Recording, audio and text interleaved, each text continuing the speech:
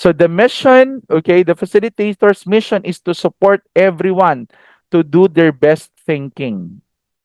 Ha?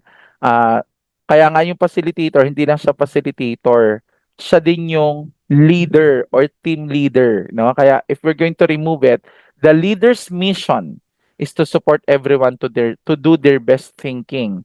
Ha? The team leader or the leader's mission, paano if the brain is not braining? Sabi nila, the brain is not braining. Ang duty pala natin is to help them, no, na magawa daw yung best thinking. Hindi nga po nagtithink. Hindi nga sila nagtithink, best thinking pa kaya.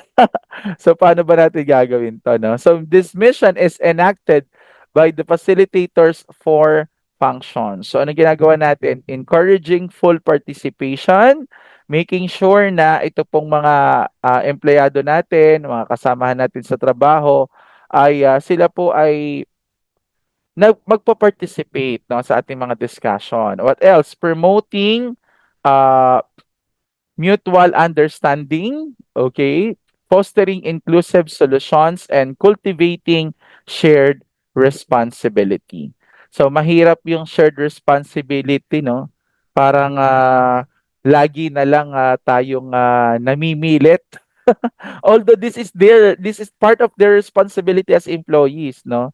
Kaya lang alam niyo yun, if people are just driven, okay, on the way they're gonna be in the company 8 o'clock to 5 or 8 hours, that they just want to clock in and to clock out, ano, parang ayaw na nila maging actively participating, so napakahirap para sa atin po niyan.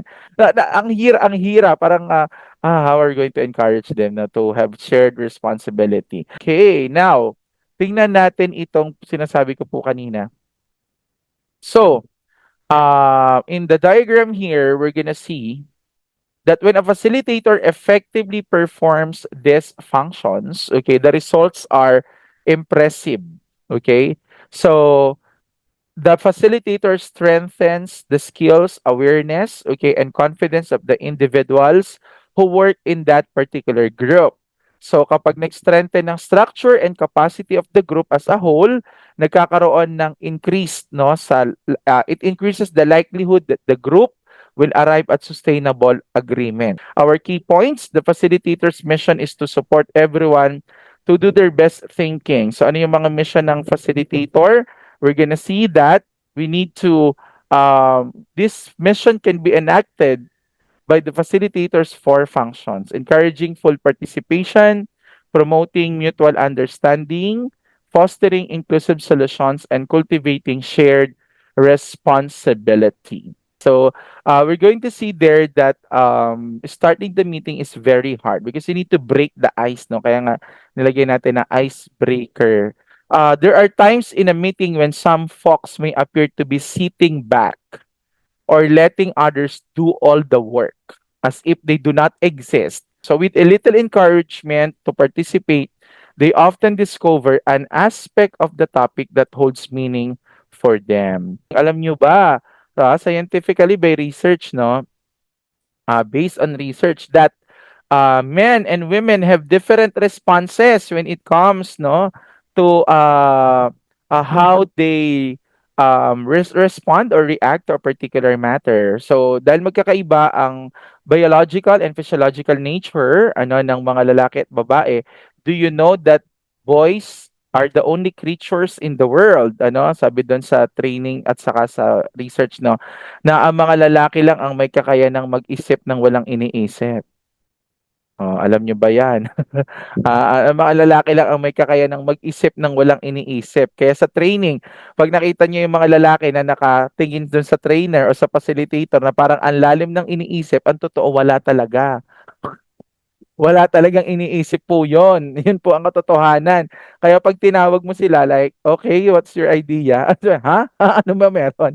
Because that's the reality. And do you know that boys need 5 to 15 minutes of downloading before we understand a specific thing, because this is the biological nature of the boys.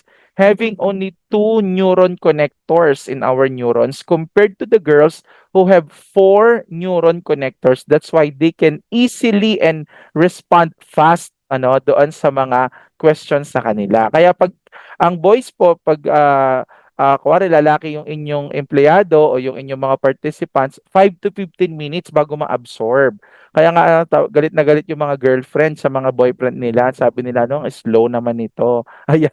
Pero hindi naman slow yung mga boys. Focused lang. Ayan, focused lang. So, 5 to 15 minutes of downloading. Kaya halimbawa yung mga empleyado nyo nasa meeting na, kadarating lang late. Hindi pa yan makakapagsalita o hindi pa yan makakaintindi kasi yung utak niya nasa LRT pa, 15 minutes pa, pababa pa lang ng hagdanan. Papunta pa lang doon sa office. 15 minutes of downloading. Biologically po yan. Physiological po yan. At pag hindi po natin alam yan, galit na galit agad tayo kasi we would like to hear answers from them. Pag dinidiscuss ko to sa mga mag-asawa at sa mga sa corporate, tawa sila ng tawa kasi sabi nila, totoo nga, totoo daw. Yes, totoo. Yun ang mga nangyayari po sa atin. Okay, of basic facilitation skills encouraging statements. Halimbawa, okay, who else has an idea? Ayan. Ayan. So yan yung mga natin, tinitingnan natin sa umpisa. Is there an HR's perspective on this issue? Does anyone have a blank story you're willing to share? Yan, pag mag-i-start tayo. What do others think? So, meron pa dito. Joe offered us an idea that he called general principle. Can anyone give us an example of this principle in action? Yan. Okay. So, are there comments from anyone who hasn't spoken for a while? Oh, yung iba naman. What was said at table two? Is this discussion raising questions for anyone? We've been looking for the root causes of this problem. Any other possibilities? Next, we have drawing people out. Ano ba itong drawing people out? The next basic facilitation skill is drawing people out. It sends the speaker this message: I'm with you. I understand you so far, and now tell me a little more. So pag sinabi natin na drawing people out, it is the skill that supports people to clarify, develop, and refine their ideas. Ito yung na this message allows people to express more of what they're thinking. It helps them go deeper into exploring what matters to them. So, pag sinabi natin na drawing uh, people out, ayan, yun yung ginagawa natin. So, drawing people out is the tool of choice for handling two awkward circumstances. So, kailan ba natin ginagamit tong drawing people out na to? So, dalawa po yung ating ginagamitan niya. Number one, when someone is having difficulty clarifying an idea, or when someone thinks he is being clear but the thought is actually vague or confusing to the listeners. So, paano yan? So, tingnan natin When deciding whether to draw someone out, ask yourself this question. Do I think I understand the core of what she is trying to say? If the answer is no, then draw the speaker out. Ayan.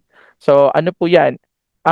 Ini-encourage natin sila na ilabas yung mga ideas nila or mga questions nila, okay? Especially if they have difficulty clarifying an idea, we would like them to exert their effort palalo para po ma-clarify nila ano ba yung details na gusto nilang sabihin, ano ba yung opinion nila regarding this matter. And we also use this when someone thinks he's being clear pero ang totoo, malabo or confusing yung kanyang statements para sa mga listeners niya. So, dyan natin ginagamit yan. Okay. Next skill is paraphrasing. All right, paraphrase. So, steps, paraphrase. So, paraphrasing is the most basic technique of drawing people out. Is to paraphrase the speaker's statement, then ask open-ended, non-directive questions. So, tingnan natin. Sabi ng facilitator, so we might need to wait for 6 more weeks before we start this upskill training. Is this what you mean? Sabi naman ng speaker, perhaps. So, sabi ng facilitator. Can you say more about that? So, um, in ayan, so in drawing people out, we paraphrase. Can you say more about that? How is that working for you? What do you mean by, yan, so tanongin natin, what does it bring up for you? Tell me more. What matters to you about that? Can you give an example? You're saying to wait 1 month before we sign the contract because so, ayan. So dito, ito yung mga examples na to, less common method that also works well. So first, paraphrase the speaker's statement. Then use connections such as so or add because. For example, you're saying to wait 1 month or 6 weeks, 6 more weeks before we sign the contract. Because, ayan. So, i-draw natin sila. You're saying to wait 1 month before we sign the contract. Because, so pag sinabi mo na because, magsasabi na siya ng dahilan.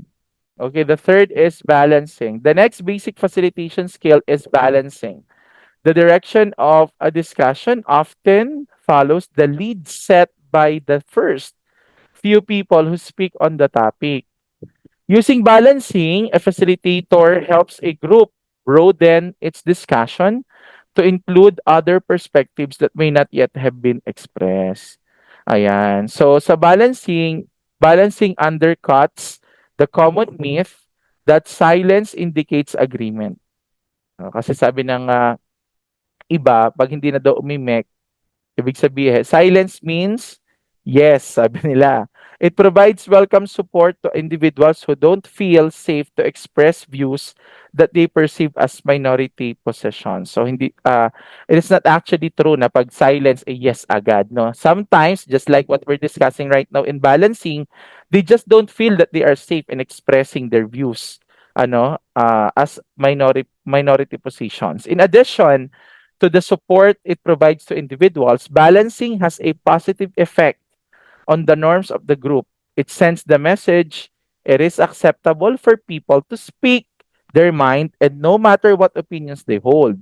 So when a group appears caught between two polarized positions, balancing often reveals the presence of alternative positions. Okay, so let's have our balancing activity. Are there other ways of looking at this issue? Ayan. So binabalance mo kasi gusto mo magkaroon ng opposing view para ma-compare. Another one. Does everyone else agree with this perspective? Ayan. So gusto mong i-balance baka siya lang nasunod o siya lang yung nagmagaling, 'di ba? You would like to have it na ito ay uh, work, no? Collaborative work ng lahat. Okay, we have heard where three people stand on this matter. Does anyone else have a different position? Yan. So nagbabalance tayo. Can anyone play devil's advocate for a few minutes? Yan. So let us see how many people stand on each side of this issue. We're not making a decision and I'm not asking you to vote. This is just an opinion poll to find out how much controversy we have in the room. Yan na nga. Ready? How many people think it would be good if? Yan. So nagkakaroon tayo ng um, balancing. So we've heard the X point of view and the Y point of view. Is there a third way of looking at this? The next basic facilitation skill is making space for a quiet person. Every group has some members who are highly verbal and others who speak less. May tahimik, may madaldal. Meron tayong mga ganyan na katrabaho.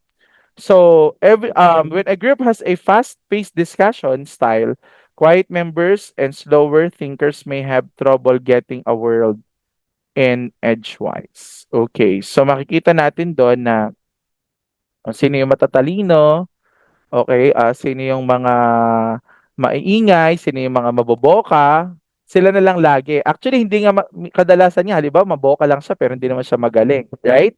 Nadadala sa kanyang communicative ability. So, um, kailangan yung lahat ng tao na bibigyan natin ng space. Kaya nga ito ay making space for a quiet person. Okay? So, kasi ang tingin ng mga members kapag quiet sila is slow thinkers sila. Okay? So kaya hindi sila umaangat, right? So but instead as facilitator, let us give chance to everyone no na kailangan lahat po ay mabigyan natin ng space, especially yung mga quiet person. So in all of these cases, people benefit from a facilitator who makes space for them to participate. So that's for making space for a quiet person. Okay, listening for common ground. The next basic skill is listening for common ground. Listening for common ground is a powerful intervention when group members are polarized. So it validates the group's areas of disagreement and focuses the group on their areas of agreement. Okay, so paano ba ito nangyayari? Listening for common ground. It is a tool for instilling hope. People who believe they are opposed on every front may discover that they share a value, a belief, or a goal. Okay. So, itong listening for common ground validates the group's ideas of disagreement and focuses the group on their ideas of agreement. Kasi nga, naghahanap tayo ng common ground. When disagreements cause the members of a group to take polarized positions, it becomes hard for people to recognize that they have anything in common. So, example, let me summarize what I'm hearing from each of you. I'm hearing a lot of differences, but also some similarities. It sounds as if one group wants to leave work early during the holiday season and the other group would prefer to take a few days of vacation. Okay? Even so, you all seem to agree that you want some time off before New Year's. Oh, gusto niyo ba yan na magkaroon kayo ng time off before New Year? Have I got it right? Ayan. So, yun yung mga tanong niya. So, how are we going to listen for common ground? Ito siya. Make sure to use it with all parties. Kailangan lahat magamitan natin itong common ground. The next basic facilitation skill is listening with a point of view. On occasion, a group's facilitator is also the group's leader, expert, or staff sa lahat. Okay, lalo na pa pag kayo nasa HR. In other words, a person who is not a neutral third party. So this creates a dilemma. How does this person promote his or her own point of view effectively while still making room for all other opinions to be used? Dito po sa point of view, we're going to see na yung mga nagkakaroon ng dilemma kasi magkakaiba his or her own point of view effectively. So, tingnan natin. So, why is it needed to understand or to why is it needed to study point of view? Listening with a point of view. It supports the facilitator to keep both roles in balance. Bawal yung neutral. Bawal yung may side. So, neutral ka lang. So, retain the leader's mindset, adapt the facilitator's mindset. O yan, sample niya. Okay? And also, ito yung mga steps po na gagawin natin. Number 1, state your position. Example, based on the increase of quality applicants in Q1, I support the idea of keeping the 5 minute listening task during the application process. Okay, so pinakita mo yung iyong position. You state your position. Number 2, you ask for reactions. Ayan. You ask for reactions. Does everyone else agree with this perspective? Yan. Okay, so tinatanong mo siya. Okay. Next, respond to participants' comments as a facilitator would sa facilitator by paraphrasing and drawing people out. Okay. So nagpa-paraphrase tayo, nagdo-draw tayo ng people out on the other side of more drawing out rather than less. So, marami po sa mga members or participants ang ayaw mag-participate dahil na halimbawa, feeling nila matapang yung speaker o matapang yung HR facilitator o hindi siya accommodating, 'di ba? So kung ganyan po ang tingin nila, they will not participate. But of course, after at least 2 moves of facilitative listening, give yourself the floor to speak. Repeat steps 2, 4 as needed. So, acknowledging feelings. People communicate their feelings through their conduct, their language, their tones of voice, their facial expressions, and so on. These communications have a direct impact on anyone who receives them. That impact is much easier to manage when feelings are communicated directly rather than indirectly and intentionally rather than unconsciously. So, sa pamamagitan ng pag-identify ng mga feelings, a facilitator raises everyone's awareness. It also assists the group to recognize and accept the feelings of its members. By paraphrasing and drawing people out, the facilitator assists the group to recognize and accept the feelings of its members. So anong gagawin natin? Yan, acknowledging feelings is a three-step process. Dito po tayo magtapos. Paano po nag-acknowledge ng feelings? Number one, look for cues that might indicate the presence of feelings. Ha? So, kailangan when a group is engaging in a difficult conversation, pay attention to the emotional tone. Hanapin natin yung mga cues. Number two, pose a question that names the feelings you see. And number three, use facilitative listening to support people to respond to the feelings you name. So, ito yung mga sample steps in action. Sounds as though you might be feeling worried, am I right? Diba? Nag-acknowledge ka ng feelings niya. From the tone of your voice, I wonder if you're feeling better, angry, sad. What else? Seems like this discussion is bringing up something for you. Are you feeling disappointed? Oh, di ba? Ang dami may mga follow-up question siya after each statement. Looks like you have some feelings about that. Are you at all frustrated? Is that what you're feeling? Ayan. So, napakaraming example po nito. So, thank you so much for joining us today. Ayan, maraming salamat po